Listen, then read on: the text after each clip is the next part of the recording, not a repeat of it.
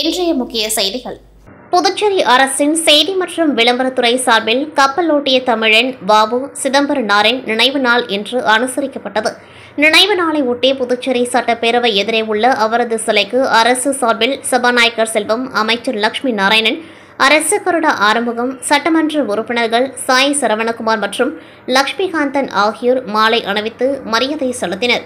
இதேபோல் பல்வேறு அரசியல் கட்சியினரும் வ.உ.சியின் சிலைக்கு மாலை அணிவித்து மரியாதை செலுத்தினர்.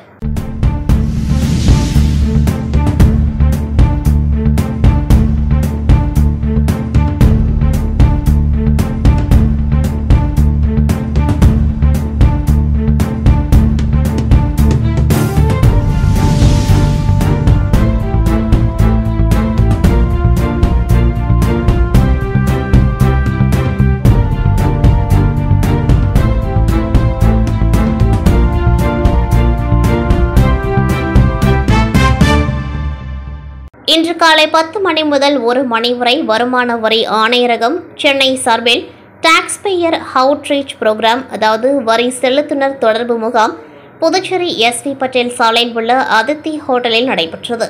இந்த நிகழ்ச்சிக்கு வருமான வரி இணை ஆணையர் சென்னை சந்தியா ராணி குரே முன்னிலை வகித்தார்.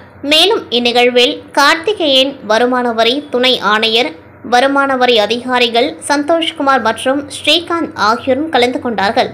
கல்வி, சேவை நிறுவனங்கள், வரி செலுத்துனர்கள் மற்றும் பொதுமக்களும் பெருமளவில் இந்த முகாமில் கலந்து கொண்டார்கள். வருமான வரி சட்டம் தொடர்பான விளக்கங்கள், எக்ஸம்ஷன் 80G, 12A, 12AB தொடர்பான சந்தேக நிவாரணம், பதிவு மற்றும் புதுப்பிப்பு நடைமுறைகள், துறை வழங்கும் சேவைகள் பற்றிய விழிப்புணர்வு ஏற்படுத்தப்பட்டது. புதுச்சேரி உப்பளம் சட்டமன்ற தொகுதியில் கடந்த சில நாட்களாக பெய்த கனமழையின் தாக்கத்தால் பல பகுதிகளில் மக்கள் பெரும் சிரமங்களை எதிர்கொண்ட நிலையில் திமுக உப்பளம் தொகுதி சட்டமன்ற உறுப்பினர், உப்பளம் தொகுதி எம்எல்ஏ அனிபால் கனடி அவர்களின் ஏற்பாட்டில் மழையால் பாதிக்கப்பட்ட குடிமக்களுக்கு நிவாரண உணவுகள் வழங்கும் பணிகள் இன்று நடைபெற்று முடிந்தது. ஆட்டுப்பட்டி, பம்பாக்கீரபாளையம், திபுராய்பேட்டை, ராசுடையார் தோட்டம், நேதாஜி நகர் 2, சூளைமேடு, உடையார் தோட்டம், இரும்பாலை உள்ளிட்ட பகுதிகளில் மழையால் பாதிக்கப்பட்ட மக்களுக்கு நேரடியாக சென்று உணவு வழங்கப்பட்டன. கனமழை காரணமாக வீட்டை விட்டு வெளியே வர முடியாத நிலையிலும் உணவு வசதி இல்லாமல் இருந்த பொதுமக்களுக்கு இது பெரும் ஆதரவாக அமைந்தது. இந்த நிவாரணப் பணிகளில் உடன் தொகுதி செயலாளர் சக்திவேல், மாநில மீனவர் அணி துணை அமைப்பாளர் விநாயகமூர்த்தி, கிளை செயலாளர் சந்துரு, சக்தி, காலப்பன், ரவிக்குமார், இருதயராஜ், ராகேஷ் மற்றும் கழக சகோதரர்கள் பிரபு, மோரிஸ், ரகுமான் உள்ளிட்டோர் பங்கேற்று ஒத்துழைத்தனர். உப்பளம் தொகுதியில் மழையால் ஏற்படும் இன்னல்களை குறைத்து மக்களுக்கு உடனடி உதவி செய்யும் நடவடிக்கைகள் தொடரும் என சட்டமன்ற உறுப்பினரால் தெரிவிக்கப்பட்டுள்ளது. கடலூரில் கடந்த 2004ஆம் ஆண்டு சுனாமி தாக்கம் ஏற்பட்டது. இதில் மாவட்ட நிர்வாகம் சார்பில் சுனாமியால் பாதிக்கப்பட்ட மீனவர்களுக்கு, கிராம மக்களுக்கு குடியிருப்புகள் கட்டி வழங்கப்பட்டனர். இந்த நிலையில் 21 ஆண்டுகால ஆகியும் இதுவரை பட்டா வழங்கவில்லை என கூறி பல்வேறு போராட்டத்தில் ஈடுபட்டு வந்த மீனவர்கள் 2 தினங்களுக்கு முன்பே இன்றைய தேதியில் ஆர்ப்பாட்டம் நடத்த உள்ளோம் என சுவரொட்டிகள் மூலம் தெரிவித்ததாகவும், மேலும் அதனைத் தொடர்ந்து ஒரு நாளைக்கு முந்தைய தினமே காவல்துறையிடம் இது சம்பந்தமாக மனு கொடுத்துள்ளோம் என்று கூறி கடலூர் பீச் ரோட்டில் உள்ள வட்டாட்சியர் அலுவலகத்திற்கு பேரணியாக வந்து முற்றுகையிட வந்தனர். அப்பொழுது போலீசார் பேரிகேட் அமைத்து அவர்களை தடுத்து நிறுத்தும் பணியில் ஈடுபட்டனர். அப்பொழுது போலீசாருக்கும் போராட்டக்காரர்களுக்கும் வாக்குவாதம் ஏற்பட்டது. பின்னர் சம்பவ இடத்திற்கு வந்த வட்டாட்சியர் மகேஷ் பாதிக்கப்பட்ட மீனவ கிராம மக்களை சந்தித்து பேச்சுவார்த்தையில் ஈடுபட்டார். அப்பொழுது 1 மாத காலத்தில் உங்களது வீட்டு மனை பட்டா வழங்கப்படும் என தெரிவித்ததன் பேரில் போராட்டக்காரர்கள் தங்களது போராட்டத்தை கைவிட்டனர்.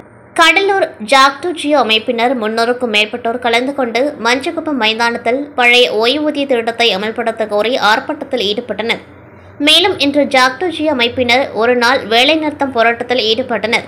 கடந்த 2021ஆம் ஆண்டு தேர்தல் வாக்குறுதியின்படி பழைய ஓய்வூதிய திட்டத்தை உடனடியாக அறிவிக்க வேண்டும் எனவும், மேலும் மாத ஊதிய மாற்று நிலுவைத் தொகையை அரசு ஊழியர்கள், ஆசிரியர்கள், அரசு பணியாளர்கள் ஆகியோருக்கு மறுக்கப்பட்டுள்ளதை உடனடியாக வழங்கிட வேண்டும். 2002 முதல் 2010 வரை தொகுப்பூதியத்தில் நியமனம் செய்யப்பட்ட ஆசிரியர்கள் மற்றும் அரசு ஊழியர்கள் மற்றும் அரசு பணியாளர்களின் பணிக்காலத்தினை அவர்கள் பணியில் சேர்ந்த நாள் முதல் பணிவரன் முறைப்படுத்தி ஊதியம் வழங்கிட வேண்டும். சாலை பணியாளர்களின் 41 மாத பணி நீக்க காலத்தினை முறைப்படுத்திட வேண்டும் எனவும், பல்வேறு கோரிக்கைகளை வலியுறுத்தி ஜாக்டோ ஜியோ அமைப்பினர் ஆர்ப்பாட்டத்தில் ஈடுபட்டனர். புதுச்சேரி வில்லியனூரை அடுத்துள்ள திருக்காஞ்சி கிராமத்தில் காசியின் வீசம் பெற்ற சோழர் காலத்தில் கட்டப்பட்ட பழமை வாய்ந்த அருள்மிகு ஸ்ரீ காமாட்சி, ஸ்ரீ மீனாட்சி, ஸ்ரீ கங்கை வராக நதீஸ்வரர் ஆலயம் உள்ளது. சங்கராபரணி ஆற்று பகுதியில் உள்ள கங்கை வராக நதீஸ்வரரை அகத்திய முனிவர் வழிபட்டதாக ஏடுகள் கூறுகின்றன. இங்குள்ள சிவலிங்கத்திற்கும் கார்த்திகை மாத சோமவார பிரதோஷ வழிபாடு நடைபெற்றது. இதில் கங்கை வராக நதீஸ்வரருக்கு பால், தயிர், சந்தனம், விபூதி உள்ளிட்ட அபிஷேகங்கள் நடத்தப்பட்டு சிறப்பு தீப ஆராதனை நடைபெற்றது. இதில் ஏராளமான பக்தர்கள் வழிபட்டனர். பின்னர் கோவில் குருக்கள் சரவணன் கூறுகையில், கார்த்திகை மாத சோமவார பிரதோஷம் விசேஷமானது. கார்த்திகை மாத திங்கட்கிழமைகளில் சங்காபிஷேகம் சிவன் கோவில்களில் நடக்கும். 108 சங்கினால் பூஜை, யாகம், அபிஷேகம் நடக்கும். மகாலட்சுமி அருள், மன சந்தோஷம் கிடைக்கும். மன சஞ்சலம் இருப்போர் குழப்பம் தீரும், கடன் தொல்லை தீரும். அபிஷேக பொருட்கள் வாங்கி தந்தால் பலன் கிடைக்கும். சோமவார பிரதோஷம் சிவனுக்கு மிக உகந்தது என்றார்.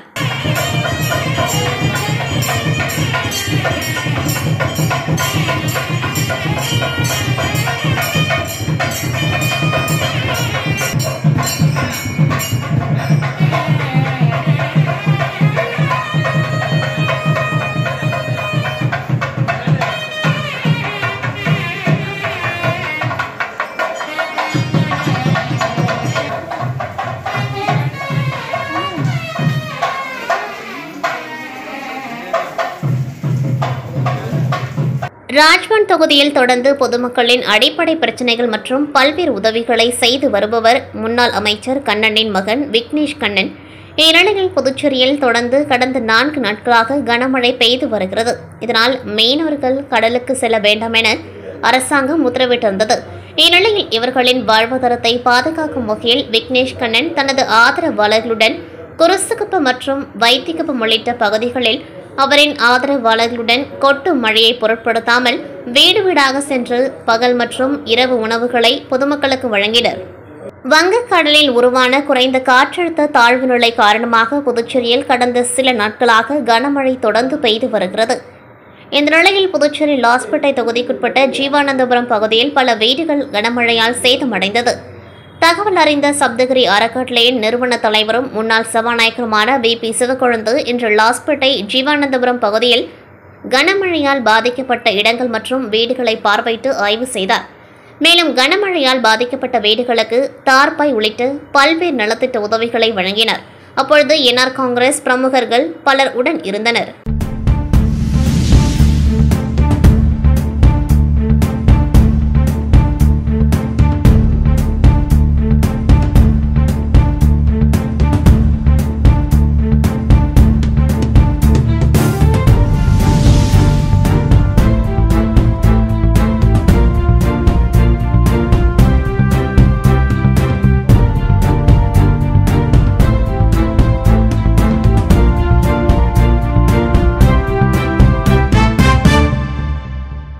புதுச்சேரி காலாப்பட்டில் உள்ள மத்திய பல்கலைக்கழகத்தில் நாடகத்துறையில் பயின்று வரும் மாணவர் புஷ்பராஜ் சோமானியம் என்ற பெண் விடுதலைக்கான நாடகத்தினை பல்கலைக்கழகத்தின் துணைவேந்தர் அனுமதியோடு நடத்தியுள்ளார்.